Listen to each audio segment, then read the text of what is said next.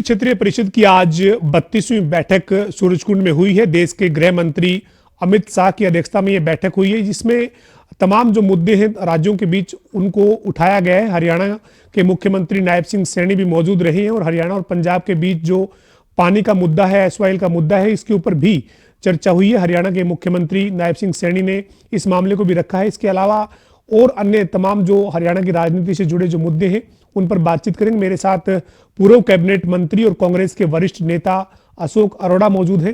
अरोड़ा साहब, आज 32वीं बैठक थी उत्तरी क्षेत्रीय परिषद की, जिसमें कई मुद्दे जो है वो उठाए गए हैं। हरियाणा, पंजाब, राजस्थान, जम्मू कश्मीर, तमाम राज्य उसमें मौजूद रहे हैं।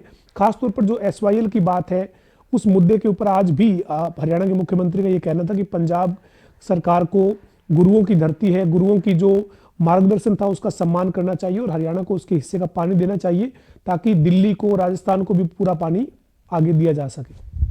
देखिए, जिस प्रकार से आज प्रदेश के मुख्यमंत्री ने एसवीएल की बात की, अच्छी बात है, करनी चाहिए। तो मेरा मानना है कि बहुत लंबी कोर्ट की लड़ाई लड़ने के बाद सुप्रीम कोर्ट का फैसला हमारे पक्ष में आया और आज उस फैसले को आए भी लगभग 9 साल हो गए हैं और कोई हमारी उसमें कार्रवाई नहीं हुई है। तो सरकार बीजेपी की हरियाणा में भी है, सेंटर में भी है। तो मुख्यमंत्री जी को, अमित शाह को ये कहना चाहिए था कि आप हमारी नहर बनवाएं। पंजाब को ये कहना कि गुरुओं की धरती, अच्छी बात है, गुरुओं की धरती है, परंतु हम कोई उनसे भीख थोड़ी मांग रहे हैं, अपना हक मांग रहे हैं। तो मुख्यमंत्री को मजबूती से स्टैंड लेना चाहिए और इस मामले में पूरे हरियाणा प्रदेश की हर राजनीतिक पार्टी उनके साथ है, क्योंकि पानी हमारी जरूरत है।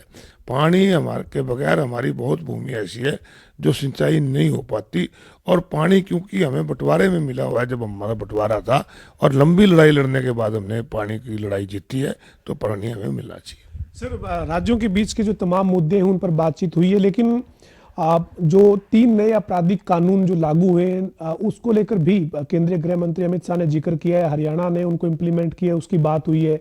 हरियाणा के मुख्यमंत्री ने हरियाणा में उसके इम्प्लीमेंटेशन की जानकारी जो है वो बैठक में रखी है। लेकिन बीते दिनों ही आपने हरियाणा में लॉ एंड ऑर्डर पर सवाल उठाए थे। हरियाणा के राज्यपाल से आप मिले थे, कांग्रेस पार्टी का प्रतिनिधिमंडल मिला था। क्या स्थिति है सर लॉ एंड ऑर्डर की? और हरियाणा के मुख्यमंत्री कह रहे हैं कि जो तीनों नए आपराधिक कानून हैं उनको सही तरीके से हरियाणा में लागू किया गया है और कानून व्यवस्था के लिहाज से हरियाणा बेहतर कार्य कर रहा है। कानून तो पहले भी हरियाणा देश के बहुत मजबूत कानून है। चलो 3 नए आपराधिक कानून भी उन्होंने लगाए, उन्होंने लागू करे। कानून के लागू होने से अपराध नहीं खत्म होता। अपराध को खत्म करने के लिए इच्छा शक्ति होनी चाहिए, जो मैं मानता हूं कि आज की सरकार में नहीं है। इसी वजह से अपराध बढ़ रहा है। आंकड़े दे के ये कहना कि पहले अपराध इतना होता था, अब इतना होता था, ये कोई अच्छी बात नहीं है। अपराध का बढ़ना सबके लिए चिंताजनक है, चाहे वो सत्ता पक्ष है, चाहे वो विपक्ष है। किसी भी प्रदेश की तरक्की नहीं हो सकती जब तक अपराध होगा, क्योंकि अपराध बढ़ने से कोई भी इन्वेस्टर हरियाणा में नहीं आएगा, बल्कि जो इन्वेस्टर हैं वो भी छोड़ के चले जाएंगे। इसलिए मुख्यमंत्री जी को कानून तो सख्त पहले भी थे, अब भी हैं, बल्कि अपनी पुलिस को सख्त करना चाहिए ताकि अपराधियों को पुलिस का डर हो। सर, इसके साथ साथ जो अभी कुरुक्षेत्र में एक बड़ा आयोजन जो है वो अंतर्राष्ट्रीय गीता महोत्सव के तौर पे शुरू हो चुका है, जो 5 दिसंबर तक चलेगा। और देश के प्रधानमंत्री नरेंद्र मोदी कुरुक्षेत्र आ रहे हैं 25 नवंबर को। श्री गुरु तेग बहादुर जी का जो 350वां शहीदी दिवस, उस पर राज्य स्तरीय कार्यक्रम है। कुरुक्षेत्र में प्रधानमंत्री के आयोजन को लेकर क्या तैयारी है, उसको आप विपक्ष के विधायक के तौर पे कैसे देखते हैं? और खासतौर पर गीता महोत्सव को लेकर सरकार लगातार बड़े दावे कर रही है। अभी गीता महोत्सव की शुभारंभ महामहिम राज्यपाल ने किया, मैं भी उसमें गया था।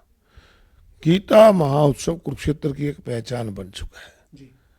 इंटरनेशनल लेवल पे भी अब गीता का प्रचार लगातार बढ़ रहा है। और ये बीजेपी वाले कई बार ये कह देते हैं कि ये तो 10वां है, 11वां है। ये इसमें नहीं, सन 89 से होता आ रहा है। सामाजिक धार्मिक संस्थाएं करने आ रही हैं, देश के प्रधानमंत्री आ रहे हैं, अच्छी बात है, उनका स्वागत है। इससे पहले भी जो एनडीए की सरकार थी, चौटाला साहब मुख्यमंत्री थे, भैरव सिंह शेखावत जो उपराष्ट्रपति थे वो भी कुरुक्षेत्र आए थे, लालकृष्ण अडवाणी जो प्रधानमंत्री के तौर पे भी आए थे। तो कुरुक्षेत्र की एक पहचान है गीता महोत्सव, और अच्छे ढंग से मनाना चाहिए। और मेरा तो ये मानना है कि उसमें धार्मिक आयोजन ज़्यादा होना चाहिए, ना कि मेले का होना चाहिए। और जहाँ तक गुरु तेग बहादुर का शहीदी दिवस है, उनकी बहुत बड़ी कुर्बानी इस देश के लिए, धर्म के लिए है और उनके शहीदी दिवस मनाया जा रहा है, बहुत अच्छी बात है। और तैयारी की बात जहाँ तक है, सरकार लगी हुई है उसकी तैयारी में। लेकिन बीते दिनों जो है वो मुख्यमंत्री जी ने चंडीगढ़ में प्रेस कॉन्फ्रेंस की थी, कुरुक्षेत्र में डेवलपमेंट इस स्तर पर होनी चाहिए जिस तरीके का आयोजन हो रहा है, या फिर कुरुक्षेत्र में एक रिंग रोड की जो लंबे समय से मांग है उसकी बात थी। तो मुख्यमंत्री का ये कहना था कि कुरुक्षेत्र का रिंग रोड जो वो जल्द बनेगा, उसको लेकर होमवर्क जो किया गया है, और इसके अलावा भी तमाम जो डेवलपमेंट है। आप कैसे देखते हैं सर कुरुक्षेत्र के विकास को? पूरे हरियाणा प्रदेश में एक कुरुक्षेत्र शहर ऐसा बचा हुआ है जहाँ बाईपास नहीं, और लगातार ट्रैफिक की समस्या है, और इसको हम लगातार इसको उठाते रहे हैं। और पिछले 10 साल से केवल आश्वासन मिलता रहा, और पिछले चुनाव में जो हमारे केंद्रीय मंत्री हैं गडकरी जी, उनको बुला के भी कहा गया था कि ये पास हो गया, शीघ्र बन जाएगा। और अब मुख्यमंत्री जी कह रहे हैं कि इसको बना रहे हैं। मैं आपकी जानकारी के लिए बता रहा हूँ, बनना चाहिए, बहुत ज़रूरत है कुरुक्षेत्र की।